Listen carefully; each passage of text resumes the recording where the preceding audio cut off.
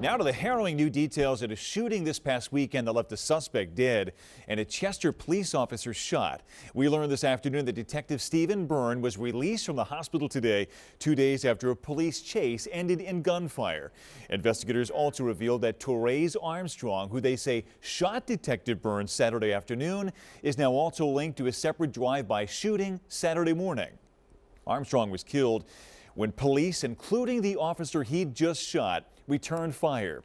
Action News' Walter Perez live in Chester tonight. Walter, this is the third officer shot in Delaware County in less than 2 weeks' time. That's right, Brian. Authorities here in Delaware County say there's no way to candy coat what's going on here. Officers here and across the country are coming under fire. Luckily, this one ended with the officer who was shot back home with his family tonight. It turns out the police-involved shooting in Chester, Delaware County this past Saturday actually started with a drive-by shooting earlier that day.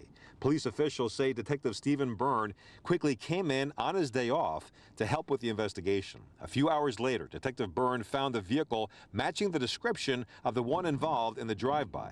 A short pursuit ended when the suspect, identified as 40-year-old Therese Armstrong, drove his vehicle into the curb at West 14th Street and Arbor Drive. The vehicle could not make the turn. He jumped out of the car, and that individual, Therese Armstrong, literally began firing the moment he got out of the vehicle. Detective Byrne was shot, but he and two other officers returned fire. Mr. Armstrong was killed by that gunfire. He was wounded several times.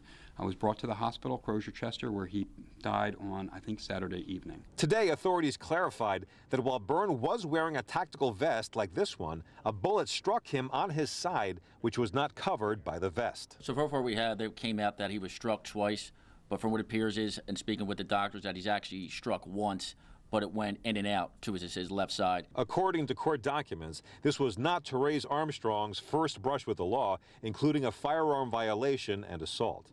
Meanwhile, the mayor of Chester offered a bit of good news after visiting Detective Byrne in the hospital today. The doctors walked in while I was there and gave him his discharge papers.